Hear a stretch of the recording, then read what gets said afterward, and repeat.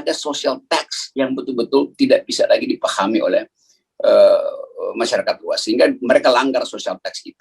Social tax-nya adalah apapun, di dalam keadaan apapun, Anda boleh maki-maki, caci, kritik, tapi jangan sampai telunjuk Anda menyentuh hidung lawan bicara Anda. Jadi ada dilanggar itu oleh masyarakat yang memang kan kalau akademisi bikin analisis terpaksa dia mesti terangkan bahwa social tax ini yang bekerja yang mengakibatkan kekerasan, itu intinya, bukan tonjokannya. Kita bisa sambungkan itu dengan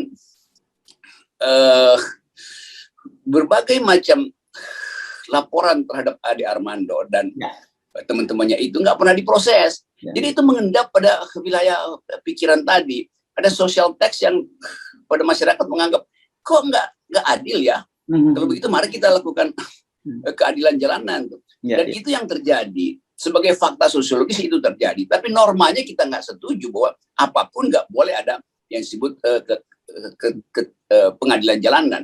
Nah, mestinya ini yang dikenali oleh aparat penegak hukum tuh, yang memang diskriminatif. Jadi sambil kita menyayangkan bahwa satu peristiwa yang seharusnya memuliakan demokrasi terciderai oleh peristiwa pemukulan Ade Armando. Tetapi kita nggak berhenti di situ. Kita mesti tanya lebih lanjut, kenapa Ade Armando harus dipukul? Apakah karena dia bajingan? Dia bukan bajingan. Dia memilih satu cara berpikir yang bagi dia ya bagus. Seperti saya ucapin dungu, kasih kritik segala macam. Tapi saya kasih argumen aja kan. Nah, Ade Armando adalah teman berpikir saya. Tetapi bagi rakyat besar yang merasa terhina oleh cetusan-cetusan atau cara mengeksplorasi narasi oleh Cokro TV, itu dipendam sebagai dendam. Nah, saya mau terangkan itu karena saya berkali-kali juga diperlakukan sama oleh Cokro TV itu, dihina, dicaci maki, diolok-olok segala macam itu, soal tanah sentul, soal macam-macam itu. Tapi saya anggap bahwa saya nggak mau layani itu, karena saya anggap itu kekonyolan. Tapi tidak semua orang mampu menahan threshold kejengkelan itu. Jadi sekali lagi kita ingin agar supaya peristiwa ini jadi pelajaran psikososial, itu pertama. Yang kedua baru kita minta supaya betul-betul diusut. Dan itu udah, kalau kita bilang diusut ya itu ya normatifnya begitu tuh. Dan itu memang tugas pemerintah, kita tugas kepolisian, kita minta apa nggak minta itu akan dilakukan. Mungkin yang lebih baik kita himbau si pemukul itu datang aja menyerahkan diri, mengatakan bahwa ya saya memang melakukan itu. Dan dia buka aja bahwa saya dendam, saya kesel segala macam. Saya lihat mak-mak di situ masih bertengkar dengan Ade Armando. Jadi kita akhirnya bisa berdamai dengan keadaan kalau dibuka aja tuh. Kasih jaminan bahwa si pemukul itu akan kena hukuman pasti. Tapi dia juga bisa jadi semacam justice kolaborator, mengatakan kami dendam, kami memang marah Ade Armando dari situ. Walaupun Ade mau bilang bersama dengan kami, tapi kami curiga dia. Supaya orang tahu dan kelompok Ade Armando juga paham bahwa ada dendam sebetulnya. Dan lebih dari itu Presiden Jokowi dan kabinet harus bertanggung jawab karena isu ini dimulai oleh kalangan istana yang mengolok-olok mahasiswa ini, ngapain kalian demo? Kan Presiden udah bilang enggak. Ya, dari awal Presiden bilang enggak kok. Baru 20 jam sebelumnya baru Presiden panggil menteri-menterinya menegur. Jadi kita mesti fair mengatakan bahwa mahasiswa juga diolok-olok oleh kelompok-kelompok ini nih, dan menganggap bahwa ya, kalau berani udah sini penggal kepala saya, kan begitu dikatakan oleh seorang teman Ade Armando tuh. Jadi jangan bermain di dalam yang sering kita sebut sebagai, secara sosiologis ini bangsa ini tinggal perlu satu puntung berasap untuk membakar ranting kering. Dan ini adalah pelajaran bagi mereka yang mengandalkan big data, seolah-olah big data itu jadi alat untuk bertahan pada kekuasaan. Sekarang Ade Armando jadi korban dari big data sebetulnya kan. Dan itu sebetulnya kita lihat. Tapi saya sebagai teman Ade Armando menganggap bahwa tetap harus diperiksa secara hukum, dan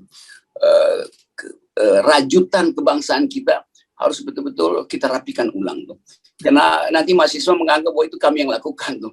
Padahal itu pasti bukan mahasiswa yang lakukan. Kalau mahasiswa lakukan ya udah, itu Ade Armando mungkin selesai di situ, karena itu massa yang nggak bisa ditahan. Justru teman-teman mahasiswa yang bahkan pers di situ juga bingung kok tiba-tiba terjadi kejadian semacam itu. Jadi sekali lagi dua hal mesti kita tekankan. Ade Armando adalah korban dari elemen dendam yang beroperasi dalam sosial teks kita, yang justru diproduksi dari istana, karena istana tidak bisa menghentikan isu itu lebih awal, isu big data ini dari awal. Ya, ya. Nah, ini yang saya khawatirkan ya, Bung Rocky, bahwa kemudian ini disimplifikasi gitu. Tangkap para pengeroyok Ade Armando gitu. Karena saya melihat sebenarnya peristiwa yang terjadi pada Ade Armando itu adalah simptom. Jadi dia hanya gejala penyakit yang jauh lebih besar dari persoalan penyakit bangsa itu. Itu yang saya khawatir, karena kalau kemudian pada bersamaan, saya sepakat tadi, bagus tuh kalau orang menyerahkan diri, pelakunya menyerahkan diri, dan di proses polisi, tapi pada bersamaan juga polisi juga memberikan, oh Ade ini bukan orang yang kebal hukum, jadi nggak boleh dilakukan street justice seperti yang dilakukan terhadap Ade. Ya, itu pentingnya, narasi mesti diatur.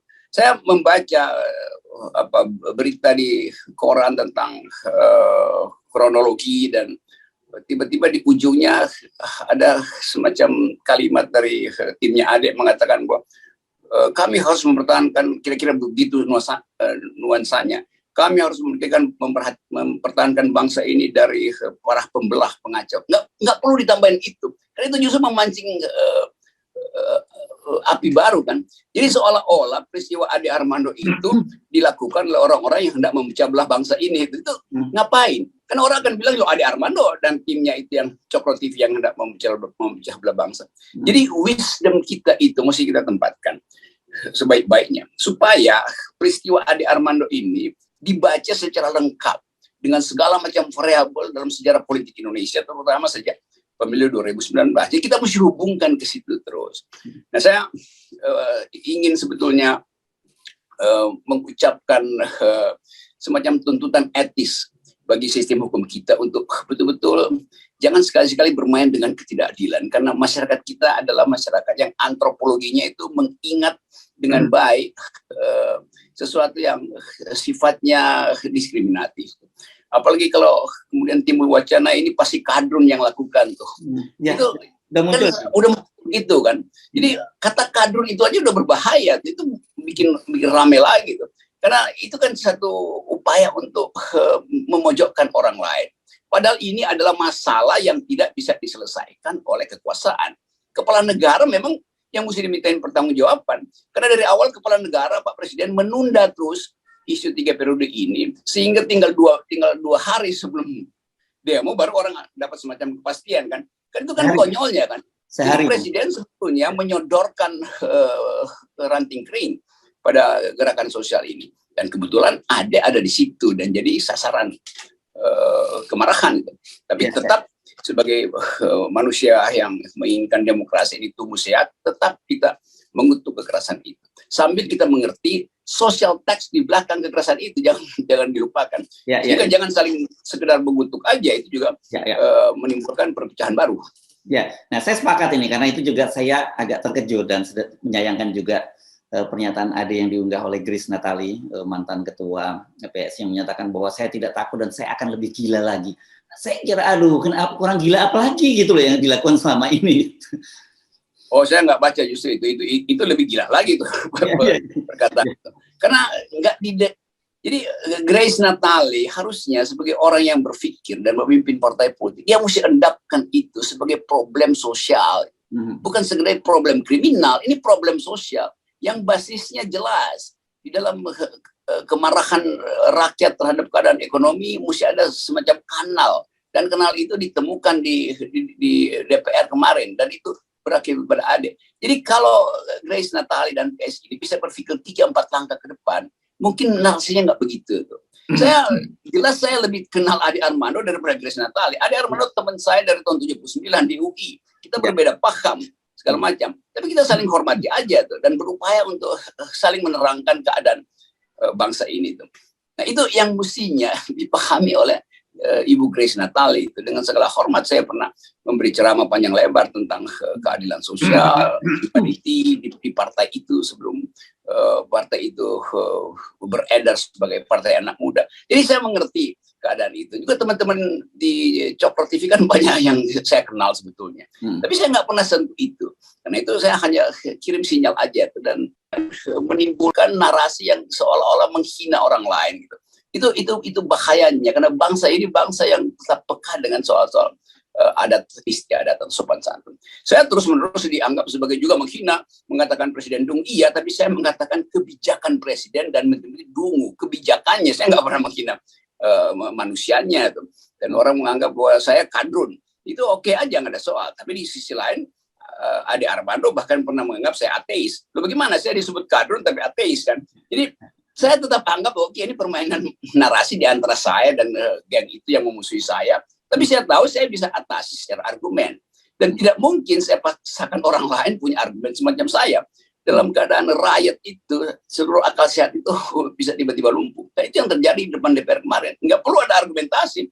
Begitu ada seorang emak-emak yang bercekcok dengan Ade Armando, orang langsung bela emak-emak. Itu psikologinya. Mau salah atau benar, tetap dianggap kenapa Ade Armando mesti cekcok dengan ibu-ibu di situ. Saya kira itu awal peristiwanya. Kalau Ade Armando misalnya, ya tapi udah lewat, ya mungkin bercanda sedikit-sedikit. Tapi itu juga mungkin juga nggak ada efeknya, karena orang memang mengincar Ade Armando, karena social tax di belakang Ade Armando menimbulkan perpecahan, kebencian. Tapi kita endapkan dulu itu, sambil hari ini kita bikin refleksi bahwa bangsa ini sedang tumbuh itu. Nah, karena itu mereka yang relatif berpendidikan seharusnya mengawasi diri sendiri itu, supaya jangan jadi penjilat itu, supaya jangan jadi memusuhi mayoritas, apalagi Islamofobi masih diedarkan terus. Itu kita mesti buka itu. Nah, ini semua terjadi karena presiden tidak paham konsep bernegara. Kalau beliau paham dari awal, dia mesti udah larang dan bahkan kasih contoh bahwa oke, saya pecat menteri-menteri yang ingin menampar muka saya. Kan itu. Jadi janji presiden yang bolak-balik sampai sekarang orang nggak percaya bahwa presiden sudah hentikan isu 3 periode. Tetap relawan daerah tetap beroperasi kok dan menganggap ya nggak ada soal. Pak Jokowi nggak perlu, tapi kami perlu ingatkan DPR supaya 3 periode karena aspirasi rakyat.